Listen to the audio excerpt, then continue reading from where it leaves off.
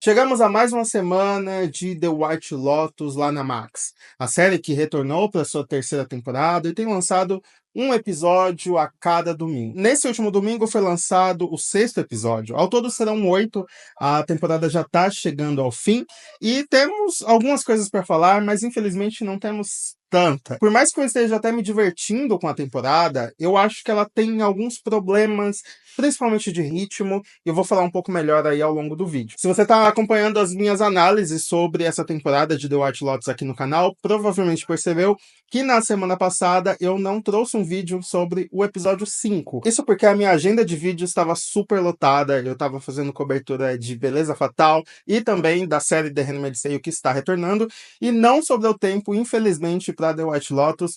Mas nesse vídeo aqui eu vou analisar tanto o quinto episódio quanto o sexto. Então vai ser meio que 2 em 1. Só avisando que esse vídeo aqui contém spoiler desses episódios. E também quero pedir, se você não for inscrito, por favor se inscreva. Eu falo muito sobre filme, sobre série.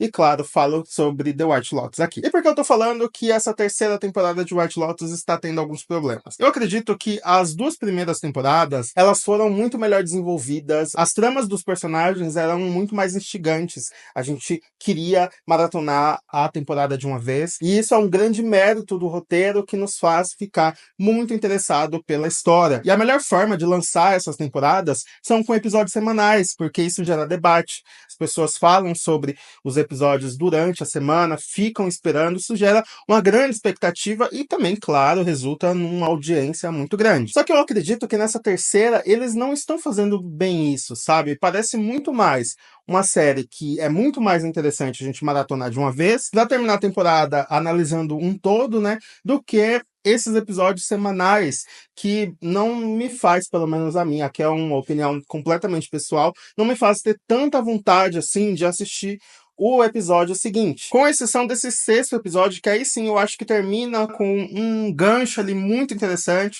para o que vai acontecer, mas olha quantos episódios aconteceram até agora que não fez isso, né? Não terminou de uma forma interessante, nos fazendo querer assistir o mais rápido possível o próximo episódio. Porém, mesmo assim, eu acho que a temporada sim tem muitos pontos positivos.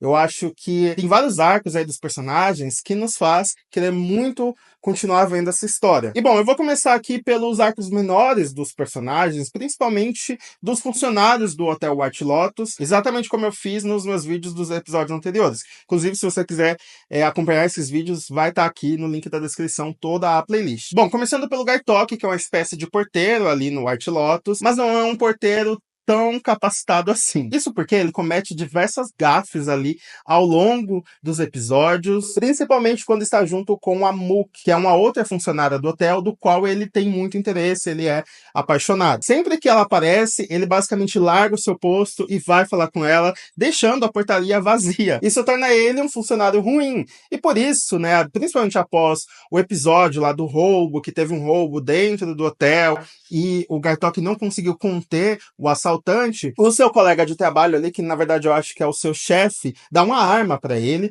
que ele, né, possa se defender e proteger a entrada ali do hotel. Só que aí, mais uma vez, ele sai com a Mook, deixando o seu posto vazio com a arma ali em cima da mesa. É então que o Timothy, e eu vou falar do Timothy mais pra frente, acaba tendo acesso a essa arma, pega a arma e guarda com ele. E aí o Gartok, claro, fica desesperado, né? Ele olha pela câmera de vigilância ali e percebe que foi esse hóspede do hotel que pegou. Ele até tenta contato com o Timothy, mas uma coisa que a gente pode notar é que essa família aí do Timothy, eles não ligam muito para funcionários, né? É o típico dos ricos que não notam os funcionários, nem percebem a existência deles. Então, quando o Gartok tenta esse contato com ele, o Timothy basicamente ignora o rapaz. E essa irrelevância dos funcionários para a família do Timothy é tão evidente que no fim do episódio 6, o Gartok consegue recuperar essa arma. Então ele entra lá na casa onde está hospedado a família do Timothy, recupera a arma e sai. E eles se encontram ali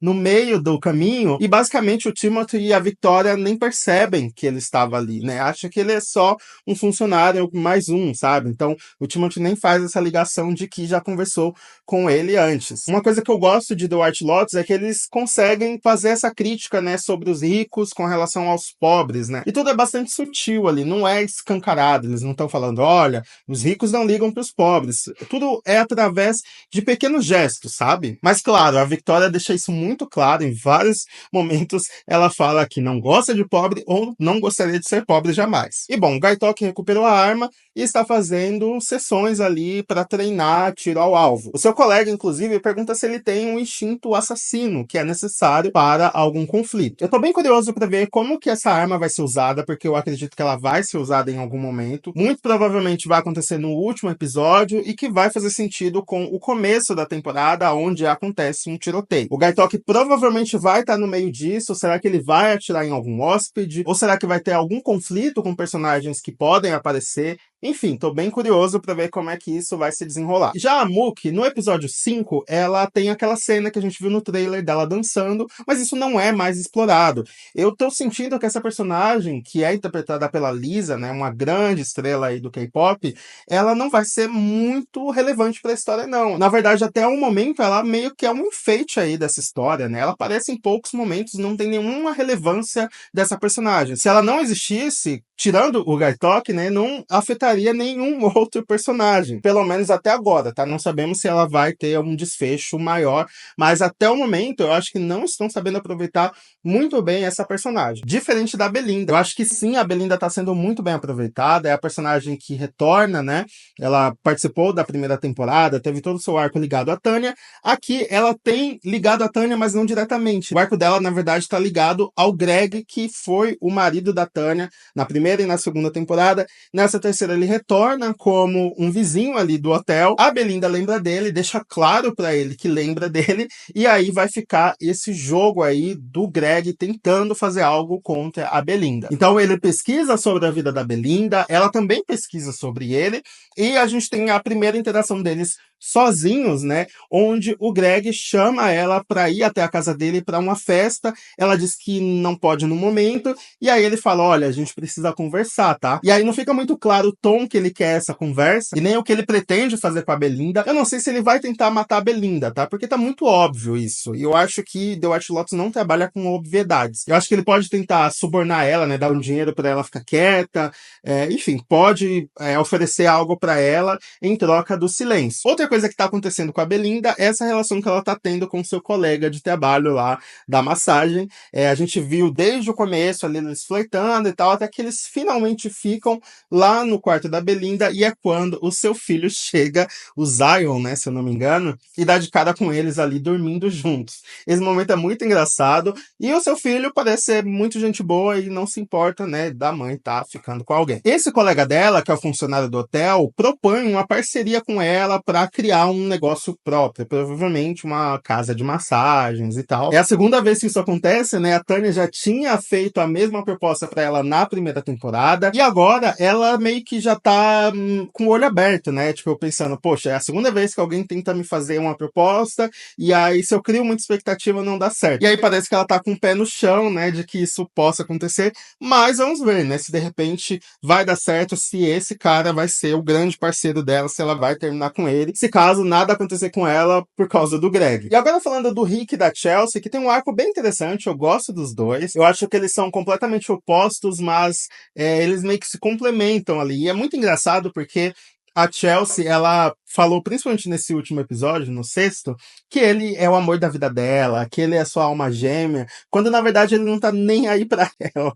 É muito engraçado o fato de que ele só tá afim da sua vingança, é só isso que ele consegue pensar. Ele levou ela pra essa viagem porque não tinha outra opção, é o que parece, e mais ela não. Na cabeça dela, eles são o par perfeito. Bom, o Rick finalmente vai pra Bangkok. Chegando lá, ele encontra um velho amigo, e aí esse amigo conta como que é viver em Bangkok, e é um diálogo maravilhoso, é um monólogo, na verdade, que ele fala sobre as suas experiências, né, em como é ser rico em Bangkok. As coisas começam a não fazer tanto sentido, ficarem monótonas, e é quando ele descobre que gosta de ser uma tailandesa, né, de, enfim, se vestir como uma mulher tailandesa e ter contatos sexuais com vários caras. E essa fala dele é muito chocante pra quem tá assistindo, e principalmente pro Rick. E é engraçado que o Rick tem poucos momentos em que ele fica surpreso com algo, e esse momento deixa ele muito surpreso, o que torna a cena muito mais engraçada. Então que a gente descobre que ele precisa desse amigo tanto para dar armas para ele, quanto para ir até a casa da Ciritala. Ele tem um encontro com a Ciritala, dizendo que tem um grande diretor de Hollywood que está interessado em trabalhar com ela e tal, e que para isso precisa fazer uma reunião na casa da Ciritala. Só que, claro, tudo isso é uma desculpa para o Rick encontrar o marido dela, que foi, na cabeça dele, o assassino do seu pai. Isso tudo faz parte dessa grande vingança que o Rick está tramando contra este senhor, né? E aí o episódio ali termina, inclusive é o fim desse sexto episódio, com ele finalmente encontrando esse homem. É aí que eu falo que finalmente a gente teve um fim de episódio interessante, que agora sim me deixou muito curioso para saber o que o Rick vai fazer nessa casa, na casa do Ciritala, no episódio seguinte. Na minha opinião, ele não vai conseguir matar o marido da Ciritala, muito pelo contrário, eu acho que vai acontecer uma cena bizarramente engraçada nessa casa deles, e que vai render aí cenas muito engraçadas.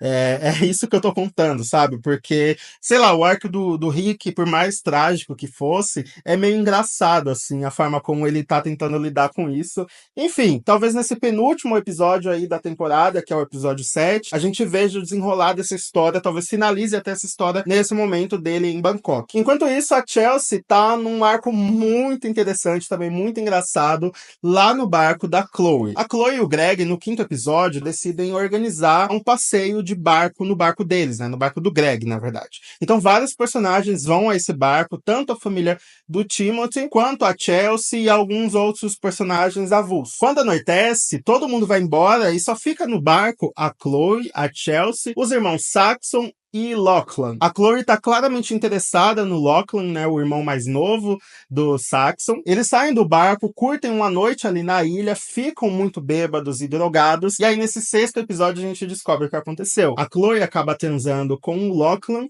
com o Saxon do lado, e o Lachlan acaba masturbando o seu próprio irmão. Isso já estava sendo trabalhado desde o começo, desde o primeiro episódio, e agora eles chegaram aos finalmente. Esse é um assunto muito polêmico, incesto sempre vai ser polêmico, mas eu acho que a série tornou isso muito bizarro e cômico, sabe? O fato desses dois irmãos terem atração sexual um pelo outro, e aí tem, claro, todo o lance da moralidade e tudo mais, mas o que deixou tudo mais engraçado é a reação do Saxon ao longo de todo o episódio.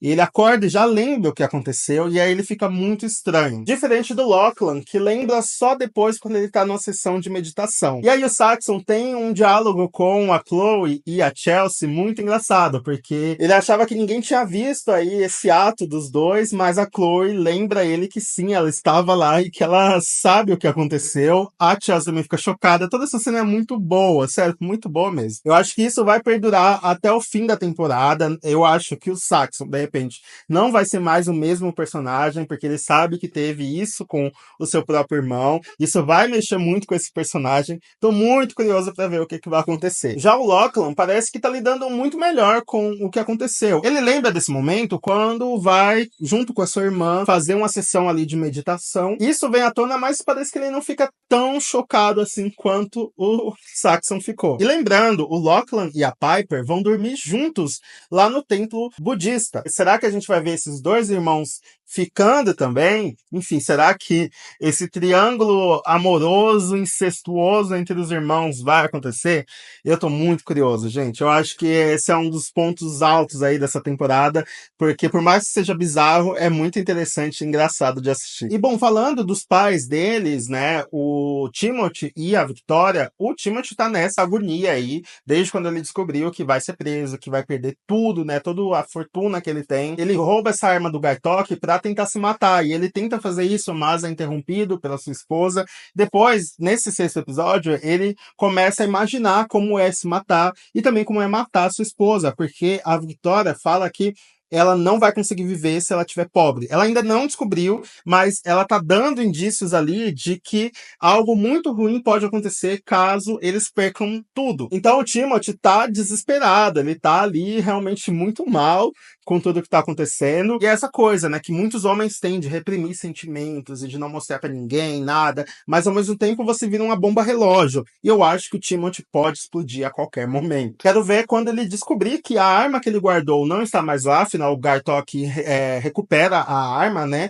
E, enfim, eu acho que é um personagem que vai movimentar muito aí o fim dessa história. Não só ele, como a sua esposa também, a Victoria, que é uma personagem completamente diferente, agora sem os seus remédios. E isso é um grande mérito da atriz, né? Que consegue interpretar várias faces aí dessa personagem. Enfim, tá sendo muito bom acompanhar ela. E agora, para finalizar, chegando ao último arco dessa história, que é o das três amigas, da Jacelyn, que na verdade é Jacqueline, né? Que se pronuncia, a Kate e a Laurie. No episódio 5, a gente tem momentos muito bons delas, indo a festas, bebendo muito e tendo a companhia do Valentim, que é o mordomo delas ali no hotel, e de dois amigos dele. Eles ficam muito bêbados, parece que elas vão ficar com esses caras, mas a Kate, que decide não ficar tão bêbada assim, ela meio que vai controlando tudo e nada acontece, exceto a Jacqueline e o Valentim. Ele acaba indo ao quarto dela no meio da noite e eles ficam. A Kate vê isso e conta pra Laurie. E a Laurie começa a ficar muito irritada. E uma coisa que eles estão explorando muito é essa guerra de egos delas, né? E parece que a guerra é muito maior entre a Jacqueline e a Laurie. A Kate meio que fica no meio disso daí, sabe? Isso já era mostrado desde o primeiro episódio. A gente tem finalmente uma discussão entre elas. A Laurie pergunta como é que foi com o Valentim pra Jacqueline, e ela não quer falar isso, porque lembrando, ela é uma figura pública, ela não pode estar envolvida em polêmica nem nada, além do fato dela ser casada. Uma coisa que a Laurie fala é que a Jacqueline é uma atriz envelhecendo, e que é meio que vergonhoso ali pra ela ter algumas atitudes, como é o caso de tentar seduzir homens e tal. E o que ela fica brava mesmo é porque a Jacqueline empurrou o Valentim pra ela e depois, na verdade, queria ficar com o Valentim. E isso, claro, afeta o ego da Laurie e, enfim, isso gera toda uma discussão. É muito engraçado, eu acho, as interações delas, a forma como elas são passivo-agressivas, como elas se odeiam ali, tudo é muito velado, né? Elas falam que são melhores amigas, que se amam, se apoiam, mas no fundo as três se detestam. Eu gosto muito dessas três personagens e tô muito curioso pra ver como que isso vai se desenrolar. Inclusive a minha personagem favorita é a Kate, por mais que ela seja trampista, uma pessoa bem problemática, eu ainda gosto dela. Eu quero saber de vocês, quais são os seus personagens favoritos de The White Lotus? Por favor, deixa aqui embaixo. Lembrando que na semana que vem vai ser lançado o penúltimo episódio da temporada, que é o episódio 7. Na segunda-feira trago um vídeo aqui também contando tudo o que eu achei. Se você gostou desse vídeo, por favor, deixa o like, que me ajuda bastante. Compartilha para todo mundo que gosta desse tipo de conteúdo. Até a próxima. Tchau!